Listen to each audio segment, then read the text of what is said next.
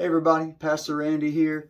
We're almost done fasting, and I just hope and pray that this has been a life-changing event with God. I pray that we've grown closer to Him. We've learned a lot about ourselves and just how we can rely on God for everything and just whatever else we've learned. I hope it's been a great experience for us. So today what I want to do is I just want to go close to Jesus. I just want Him to truly minister to our hearts. And so we're going to be in the book of John, chapter 19.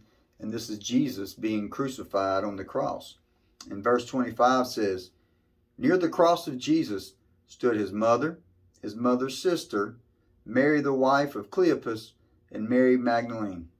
When Jesus saw his mother there, and the disciple whom he loved standing nearby." There they are at the cross with Jesus. So today we're going to use our imaginations. All right, God gave us imagination for a purpose, and today we're going to use it to get closer to Jesus. So let's imagine ourselves at the bottom of the cross, where Jesus is dying on it. As you kneel down to mourn, so imagine this, as you kneel down to mourn, and his blood is dripping from the cross. And there you look up at Jesus, and just the day's events, that's what happened before that, just goes through your mind. You were there when Jesus was falsely tried. And then after that, he was taken by soldiers, and he was put on a pole, and he was flogged by a weapon that has many whips on it. And at the end of these whips are bone fragments and metal. And every time they hit Jesus, pieces of his back are being ripped off. And they take him and they shove a crown of thorns on his head. And these thorns, they're 2 inches long. They're very thick thorns, and they break off fragments of his bone, and they start causing hemorrhaging in his brain tissues. And the soldiers, they just continue to beat Jesus. They beat him so bad, and his teeth are breaking off, and he's beaten beyond the appearance of a man. You can barely even tell it's him anymore. He's beaten that bad. And they go and they take this cross that weighs hundreds of pounds, and they strap it on his back. And this cross is it's old rugged wood, and the splinters are just digging into his already ripped open back.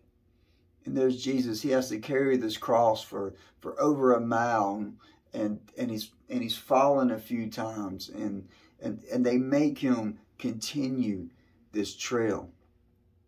And then you get to the hill of Golgotha, and they lay the cross on the ground, and there's Jesus, and they lay him on the cross, and they take these nails, but they're not like nails, they're more like spikes. They're 1 inch thick, and they're 8 inches long, and they take and they drive these nails through the hands of Jesus.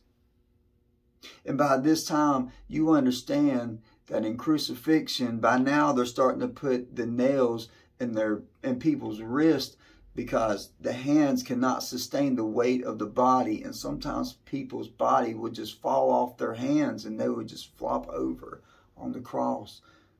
So the guards did this on purpose to Jesus, to cause him as much pain and as much punishment as possible.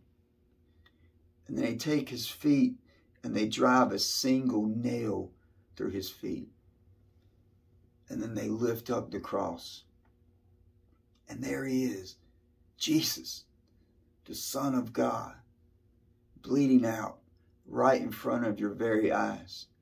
Your God, your friend, Jesus, bleeding out. People are around you, and they're laughing at him, and they're mocking him, and they're spitting on him, and they're cheering this on. The whole crowd, except for you and just a few other people. So there you find yourself on the ground again.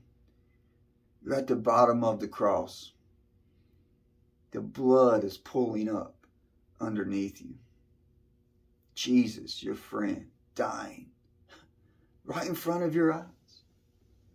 He that knew no sin is now becoming sin on the cross.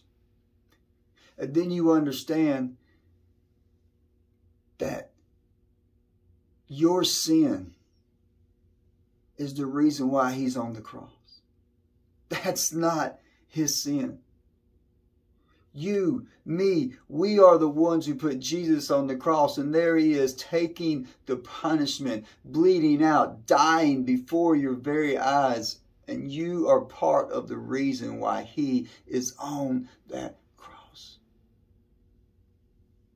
But then Jesus, he looks down at you with his loving eyes, and you can tell he forgives you. You can tell that this is a sacrifice, that he did this because he loves you. And he doesn't regret any second on that cross, because he knows there is no other way for salvation. Imagine yourself in that moment. Imagine being at the foot of the cross, covered by the blood of Jesus, with him staring you in the eye, with love and forgiveness.